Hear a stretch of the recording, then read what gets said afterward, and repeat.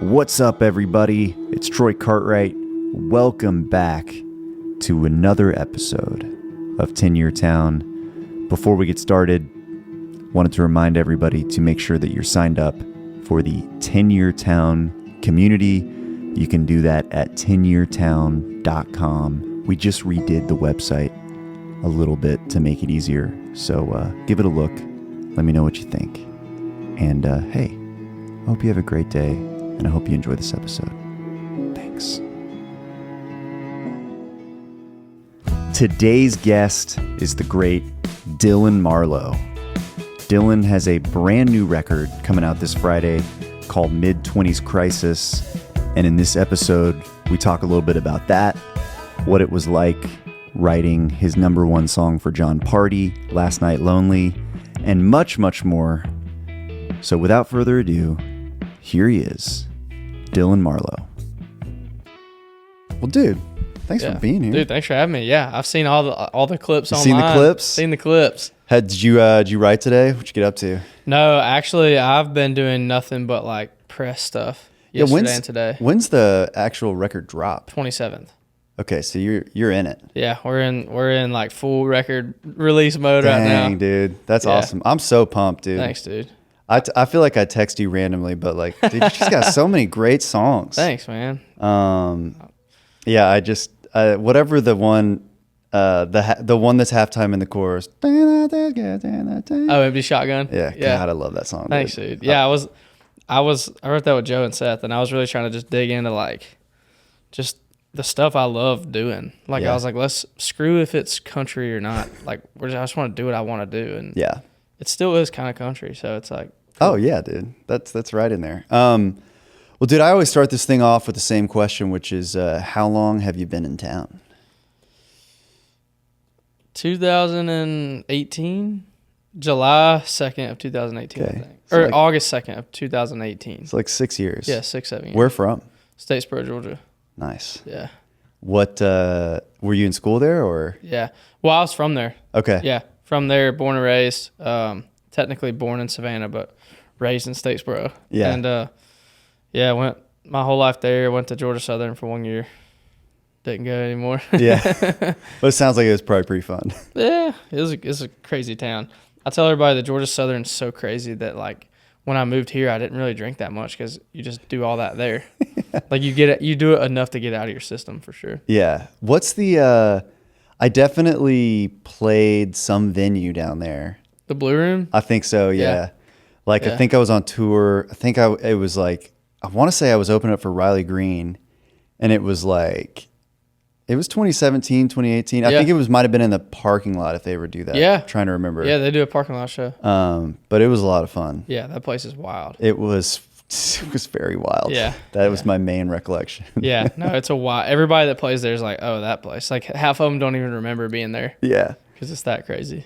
So what brought you to Nashville? What was the entry point? Yeah. Well, I knew Trey Landon. Yeah. And we're from like the same kind of place. And so I was telling somebody yesterday that seeing like, or knowing somebody that was like doing something up here was like the first sliver of like, okay, like maybe this is possible. Yeah, yeah. So, I mean, I owe a lot of like the even reason I'm here to Trey. So I'm thankful for that and that friendship, and that's who I like, the first person I saw, like I said, that was up here. And he introduced me to Dallas, who later signed me to my first publishing deal, and kind of was off from there. Dang. That's awesome. Yeah. Yeah, dude, it's so huge to have somebody just like, yeah, like you can come here and spend 5 years just trying to figure out like kind of where the bathroom is. Yeah, 1,000%. Yeah. I think walking in this building, I think one of the first days I was in town, I maybe saw a showcase at the bottom of this building. Oh, yeah, yeah. There's a little like it looks so familiar, and I'm like, I don't even think I knew anybody. I think I just was like, oh, songwriter thing, I need to go to that. Yeah, that's awesome. So, and when you moved here, like, did you, I don't know, did you have a plan in mind where you're just like, I want to write songs and like see what happens? I've always known that like being an artist is what I wanted to do. And I've always said that if I could only be a songwriter, I probably wouldn't be here. Yeah.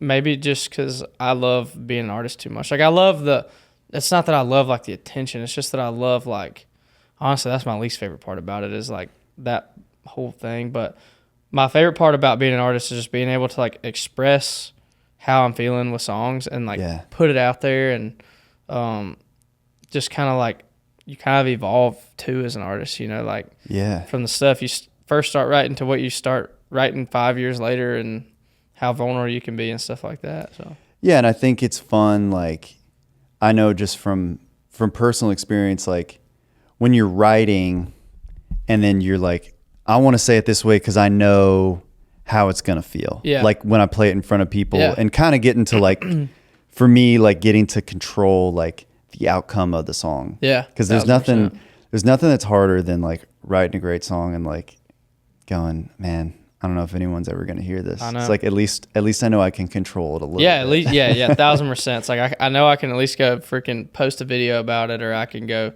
play it on stage and hope somebody else posts a video about it. Yeah, absolutely. 1,000%. So when you moved to town and you start writing songs, like, did you find your kind of first publishing deal? Like, was it pretty immediate, or did you do the dance a little bit, or? It was pretty quick. I mean, like just luck, really. I mean, I know I was talking to Tape Room at first, Ashley's place, and talking with Blaine over there, who I still friends with. Like I love Blaine, and I had a meeting with them, and they're like, "Well, yeah, we want you to come back next week, and Ashley wants to meet with you." And so I was like, "Bet." And then Dallas called me, and he's like, "Hey, I want to offer you a publishing deal. I don't need a meeting. We ain't got to do anything." He's like, "Just take it." And I was like, all right. Well, I was like, holy cow. So this is two major things. And then he hits me with, if you sign with me, I've got a 1,200 acre farm that's yours. Wow. Like, like not mine, but like, I can go fish, hunt, whatever I want to do. And I was like, all right, I'm sold. So I literally didn't put any more thought into it other than I have somewhere to hunt now. So yeah, that's awesome. But yeah, and then me and Dallas have just become like really good friends now since that. So, well, dude, I mean, I remember, I think the first time we wrote, you probably had just moved here. Yeah. Like, I don't know if a lot of people realize, like, you know, you're an amazing artist, but dude, you're such a good writer. Oh, thanks. I mean, like, the first song we wrote, I think it was like, what, You Hate to See It or something like that. Oh yeah, remember crap. that? I forgot about that. But I was so, you know, I don't know, you write with people for the first time and they like just moved to town. You're like, oh God. That's crazy, dude. I forgot about that. Holy cow. Yeah. That was a while ago. I know. In a 6 basement. years. Yes. I don't even remember who the third was, but it's crazy. Holy cow. Song still bangs, dude. Yeah, it's a smash. Yeah. I forgot about that. So when you get this publishing deal and you start doing it, like, are you playing shows at this point? Like, how does the journey sort of unfold from there? I think I was doing a lot of like going back home and playing shows in Georgia, like some cover stuff that I still had access to, and anywhere that would pay me a little bit of money to come play, really. Because like I said, that was like my thing. Like I wanted the publishing deal to have a little bit of stability. Yeah. But I wanted like, and I was so intrigued in writing, like finding people to write with, that I knew like a publisher could get me like one up, especially at that point. It's like, if you can have somebody validating you on your corner, like a publisher, it can at least get you into rooms. And then at least at that point, it's up to you, whether you are good enough to like, or whether you prove yourself or whatever. Like, so I just knew I needed that to kind of get in the door. Yeah. You know, but it still is funny. Like today, I feel like even though having a publishing deal, it all boils down to like personal relationships. Yeah. It always comes back to that. It does. You know, like no matter who is in charge of what, it always turns back to that. Yeah. Like we talk a lot on this podcast with different writers and stuff. It's like you move to town, you start writing songs, and then, you know, it's kind of like starting a new high school. Like you kind of got to you write with a bunch of different people, and then like eventually you kind of find like your main crew or whatever. And I guess, I don't know. Seems like you found yours. I feel like I know most of the guys you write with. Yeah. Joe, Seth, Matt, Drag, a few guys that I just know every time I go in. Like, sounds really maybe kind of ignorant, but somebody put it like this the other day that I was like, I see that. Like, writing with the guys in the nicest way possible, that almost like, gosh, this sounds so mean or weird, I guess.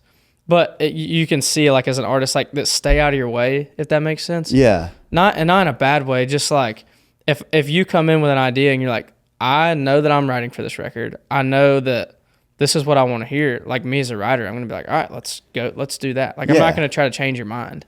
Right. You know what I mean? And the hardest thing is going in to write with people.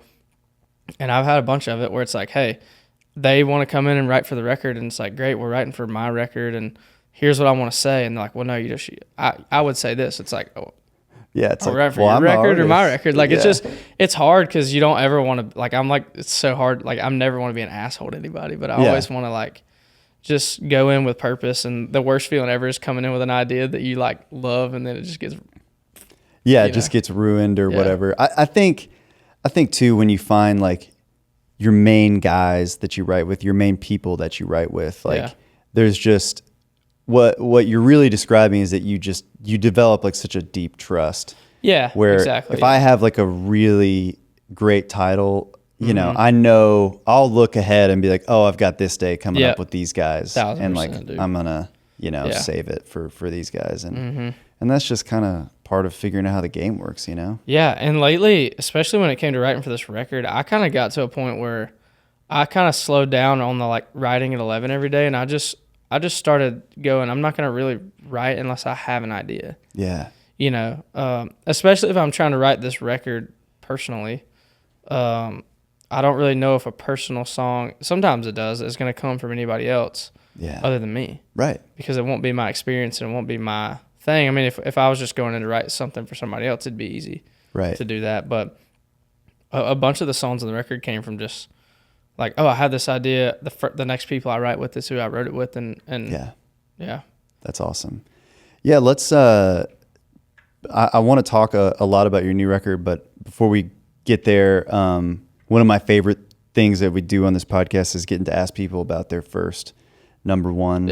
As a writer, and I know you had yours. Yeah. I guess that was a couple years ago now, or 2 or 3 years ago. It's crazy how fast time flies. But and Jimmy's been on here, so he's talked about it a little bit. Yeah. But tell me a little bit. So that was Last Night Lonely with Jon, recorded by Jon Pardi. Yeah. That was a huge blessing for us, man. That was crazy. When did you write it, and then, like, how do you remember the story of, like, kind of how it got to Jon and all that stuff? Yeah, it took us 3 times to write it. Really? Because I went into Joe's office that night, or maybe it was a day, and I was like, I really want a song with a cool baritone lick at the beginning. And so Joe was like, all right, fine. So Joe made the original baritone lick that when we play the song, we still play it my way. Yeah. And he made this baritone lick, and it was so cool of a lick that I was like, we gotta try to write. And usually, you know, when you get done with the write, you're like, all right, we'll come back to this. Like, you never do. Yeah. But we came back to it 3 times.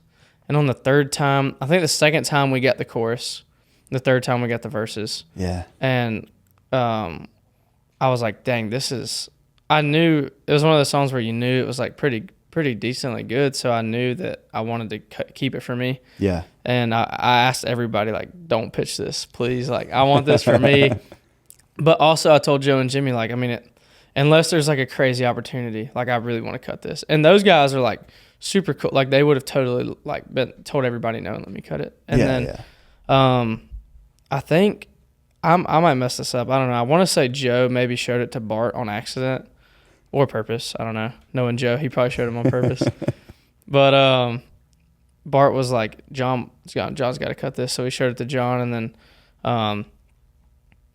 he asked us if we could cut it, and I talked to Joe and Jimmy. I was like, look, I think I did a lot of praying too, but I was like, I think it'd be selfish of me to turn that down for Joe and Jimmy, because they're also just writers and they're not making money on the road, which I'm not really either yet. But you know, and so I was like, all right, let's just let him cut it. And then I think when we found out, we were on the way to a writing retreat, and we all were on the same plane. Wow. And when we landed, the text came in to all of us at the same time. That you had the single? Yeah. Dang. And we all just, like, freaked out on the airplane. Yeah. And everybody's like, what are these guys freaking out about? That's awesome. Do you remember, like, when it went number 1, like, did you, like, do anything crazy to celebrate, or was it relief or just excitement? Or definitely relief. I'll always remember on Music Row, Dallas's office, the PIA office, he wanted to put a sign up in front like everybody does. Yeah. And he put the sign up. They got it built, like the structure to hold it, and they put the sign up, and there was a tree kind of in front of it. So Dallas cut the tree down with a Sawzall.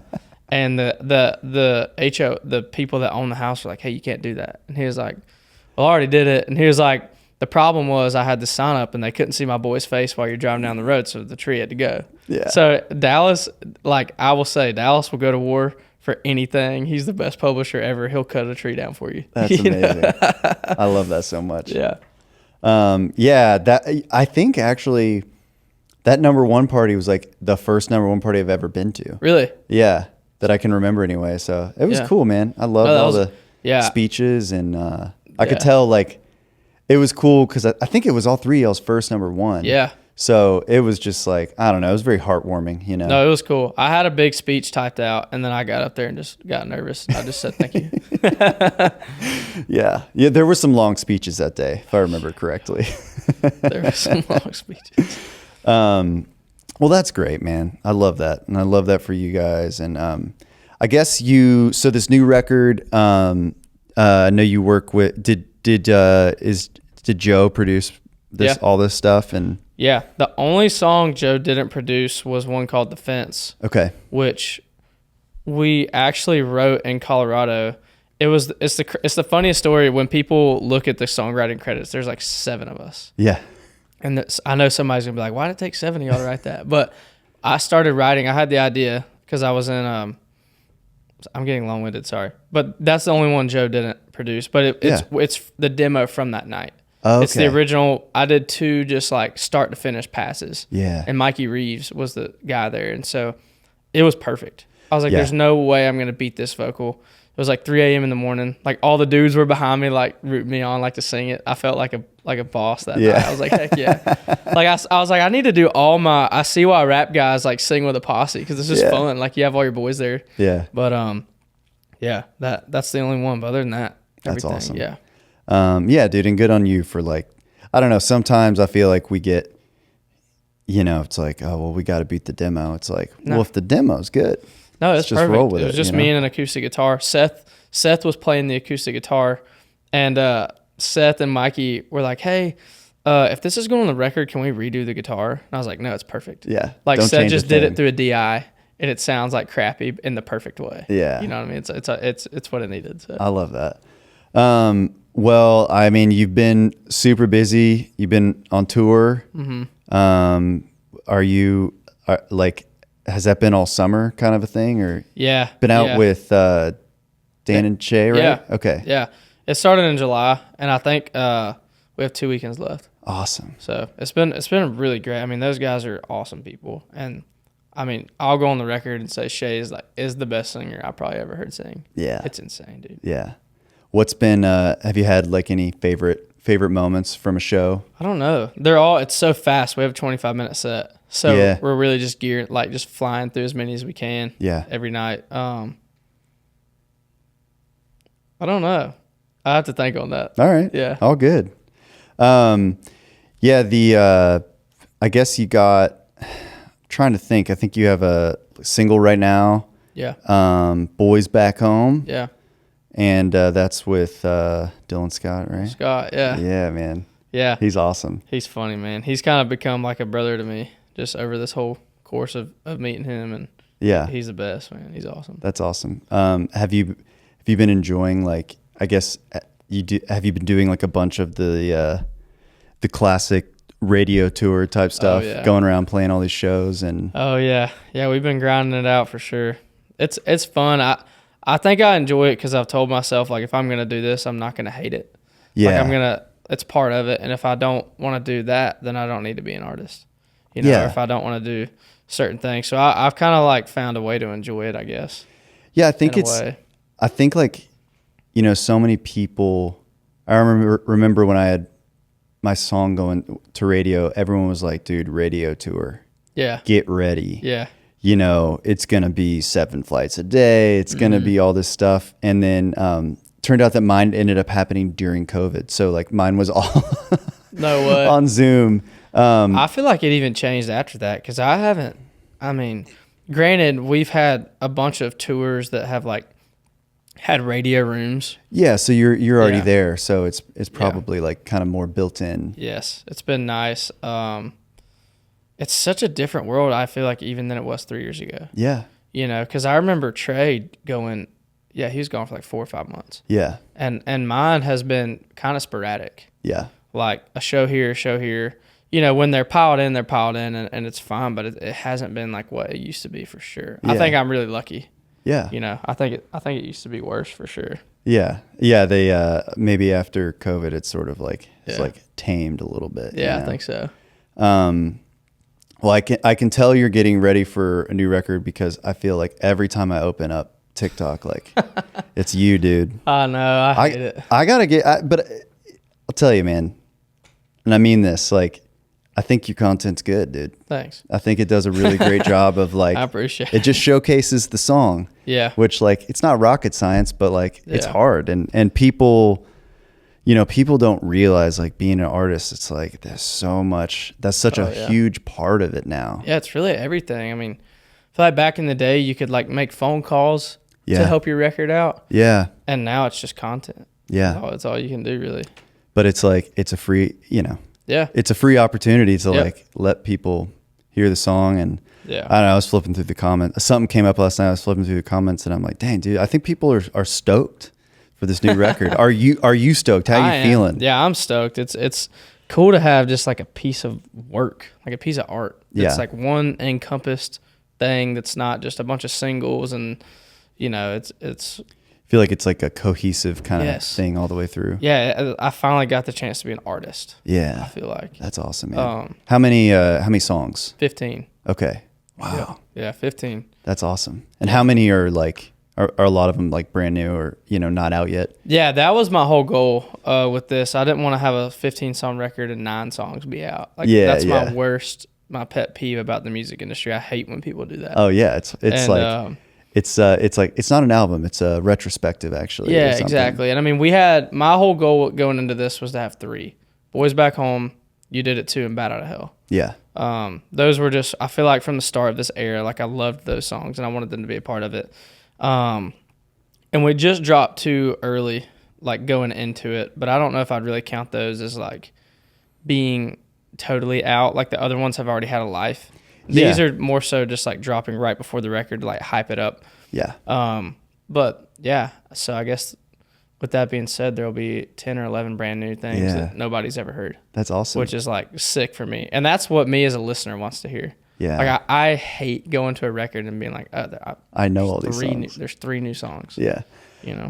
Well, do you have a few favorites that you're most excited about? Or? Yeah. There's one called Deer on the Wall. Mm-hmm. And I wrote it about before me and Nat got married. We were arguing about hanging my deer on the wall. And I told her, like, you can have anything you want anywhere in the house, but the deer stay in there. Yeah. And so that was kind of about that argument. And then probably my favorite is the title track. It's called Mid-Twenties Crisis. And I didn't have that title until a few months, like a month or 2 ago. Yeah. And the record had to be turned in June. Okay. And I think I wrote it in June.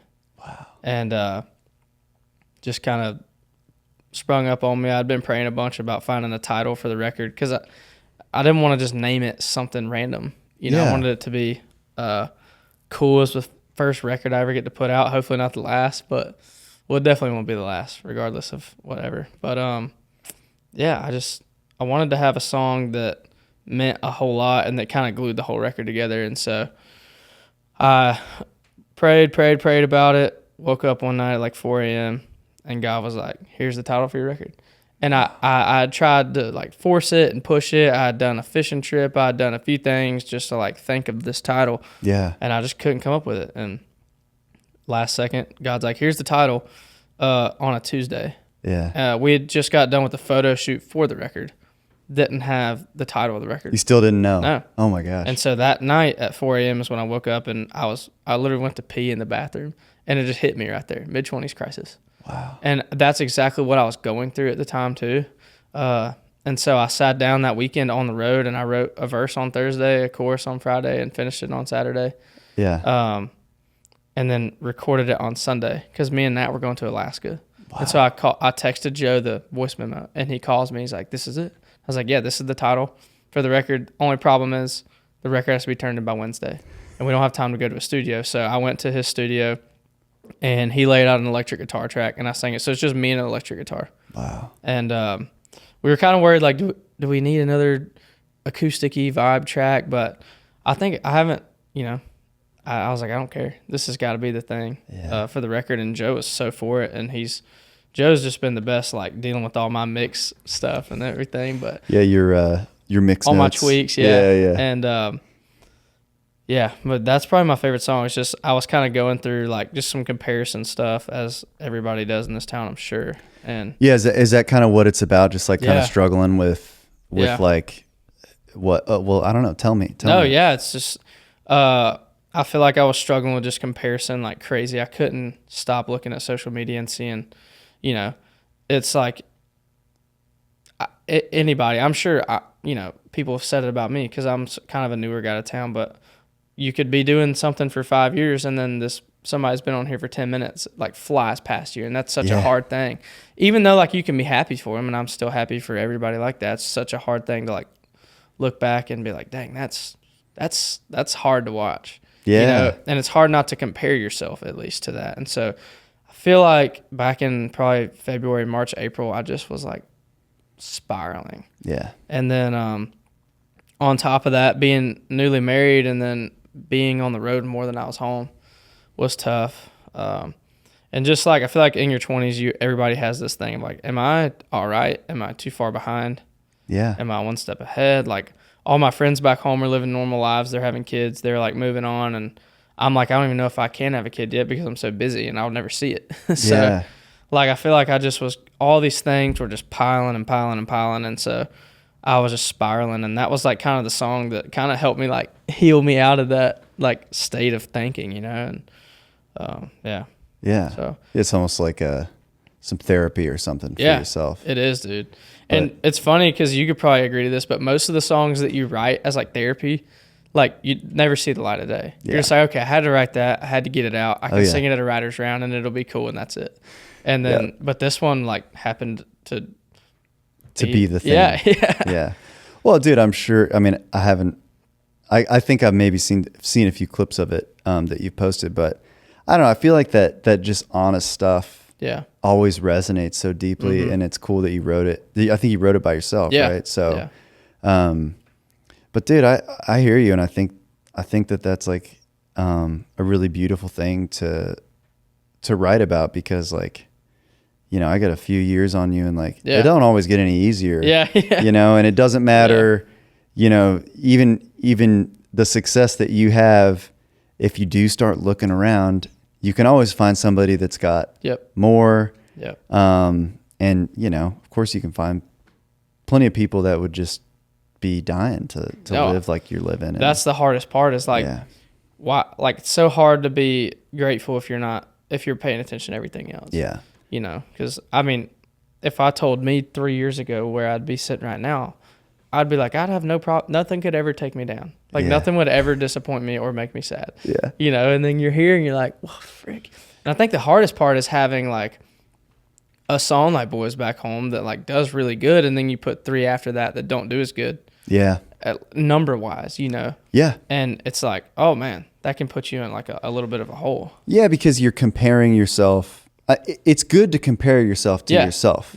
I think that's always like the only really truly healthy form of comparison, because the other stuff is just like, it's whatever. But yeah, man, I mean, that's like almost like an odd, like a bad part of having success. It's like, you did so great in this one thing, so this other thing I'm doing, even though it's still doing good, to me, doesn't always feel like it's crazy, man. Yeah. And when you go play shows and meet like these people that are paying tickets to come, like they don't even care. No. They don't even know about the numbers that we're so worried about. They have no idea. I promise you, most of the people at your show don't know how many monthly listeners you have.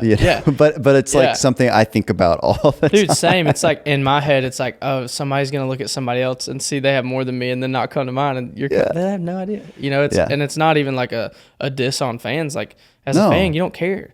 Like you wouldn't care if your favorite artist had 10 monthly listeners. If they're playing in town, you're gonna go see them. Yeah, if I love the song. Exactly. I mean, and that's the thing. And we're going down a little bit of a rabbit hole here. Sorry. But no. I mean, this is a podcast, it's long form, but I think about that all the time.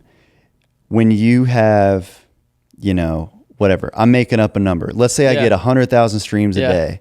What I'm missing in that data is the 100 new people that found me today. Yep. And are listening to my songs. And that's who I want. No, that's who I'm doing it for. And so I've really tried to reframe everything I'm doing when I'm doing a podcast, when I'm making content or writing a song. It's how do I serve those people? And if I can do that, then I know I did my job, even if I can't maybe see it on the artist thing. Yeah, they totally don't show you that. Yeah. They don't show you that you made 10 new fans who are now listening to your whole discography. Right. So. But that's the whole thing, man. And yeah, have you been enjoying that part of being on the road, just getting to see people singing it back? And yeah, that's the best. I was telling somebody the other day that I kind of noticed it when I wrote Last Night Lonely. We were out with Dylan Scott. Yeah. And we started playing it in the set right when it came out. So obviously nobody knew it, but then as it climbed radio, people more and more at shows started singing it. Yeah. And so I'm kind of seeing now the boys back home on this Dan Shay tour, more and more people are standing up at that song and whether they know me or not, they've heard the song on the radio or in the Walmart or something. I don't know. And so it's cool seeing it grow and it's just I always hope that I can look outside looking in, but it's always seems to be inside looking out. Yeah. So trying to change my thinking. Yeah, I always I was writing with a young artist today, and I was just whatever. I'm qualified to give any advice. Yeah. I was look, man, the hardest thing in the world when you're on this ride is to not go insane. Yep. Because there's so many moments where you could just drive yourself crazy. Yeah. Thinking about the guy next to you. Yeah. The band coming up behind you or whatever. Know, and dude. It's it doesn't matter, man. You just got to do you. It's crazy. And that's it. Yeah, it's crazy. It's such a tough town, but thankful to be doing it. Dude, you're doing it. I hope you feel that. I hope you're taking it in. Yeah. Cuz I'm trying to. I feel like it's really happening for you, so. Thanks, man. Yeah. Trying to live in the moment and not worry about what's next. Yeah. Are there any other kind of favorite moments that you got on this record coming up that you? Yeah. Gosh, the first track it's a track called Heaven's Sake that I'm really pumped about. It really ties into my pop punk roots, growing up listening to all that stuff with my dad. It's probably his favorite song. Oh, that's awesome. So I'm really looking forward to playing that live. And we have a track with Riley. It's called Stick to My Guns. And that's not really about guns. It's just sticking to the way you believe and kind of how you think and stuff. And I'm really pumped for that. And I'm glad he hopped on that. And yeah, that's awesome. I feel like it's the most dynamic piece of work I've done yet, which really you can't do that with an EP. It's hard to be too dynamic with, kind of like an opening set of 25 minutes. It's really hard to, you just kind of got to play bangers if you got 25 minutes. Right. But if you got at 90 minutes, you can really do this. So I feel like that was the coolest part about a record, is being able to have songs that maybe I wouldn't have put out as singles. Like some of the slower ones, it wouldn't make sense as a single, Was that hard or just different, trying to figure out how to make a record versus just trying to record singles or whatever? Yeah, 1,000%. I feel like just the flow of the record was so thought out, and just before we even cut the songs, already thinking about, okay, if you listen to this song and this song, is it still me? Yeah. And so we just being cohesive and all that. Exactly. I'd say this record's really chaotic, but it's cohesive some way. Yeah. Some way, somehow. There's some really country songs, there's some really punky songs, there's some sad ones, some fun ones. There's one called Hunger Every Day to Your Stand that I'm pumped about. That I wrote while Were you hungover in a deer stand? Yeah. While I was picking songs for this record at Dallas's farm, he was like, "Bring your bow. We'll drink some beers, have a fire, and you can go hunt the next morning." And I was had a little headache. So that's awesome, man. Yeah.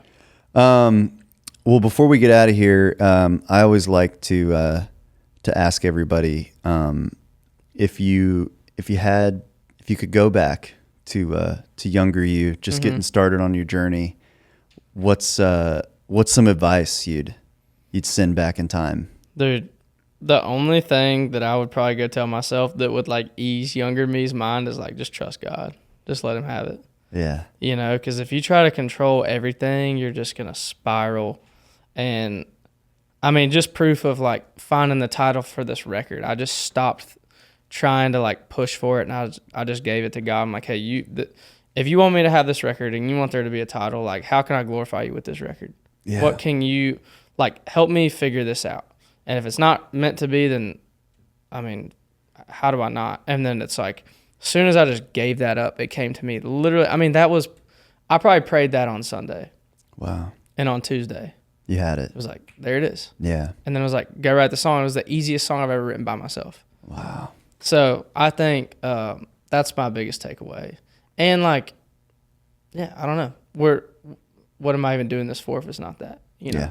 Because we can all be famous one day and look back and have nothing, you know, if it's not that. So yeah, you got to have something that you're, living for. And for sure. And I think that's so true, man. Like if you're doing this always, you can't. I know. Dave Cohen was on here and he was talking about flying planes. Mm-hmm. And I don't think he flies planes. It was an analogy. But he was like, when you are at cruising altitude, they're at 50% on the throttle and you don't like yell at the pilot for like not going harder, right? Yeah. It's like sometimes the best thing you can do is just like let it go. Just let it go. And see what happens and like let it take care of itself. Yeah, and it always does. So. Yeah, it always does, man. Well, dude, thank you so much for being here. Thanks for having me. Let me I appreciate talk. it. Let me ramble. Yeah, dude. No, it's great. All right, guys. That's it. That's the pod. See you later. Hey, guys. Thank you so much for listening. If you want to submit a question for one of our Q&A episodes, you can do so at tenuretowne.com. We would love it if you would join the Tenuretown community, which just means we'll send you updates via email about stuff we got going on. And of course, please rate and review on Spotify, Apple Podcasts, or YouTube. Wherever you listen or watch this thing, we appreciate you so much. See you next week.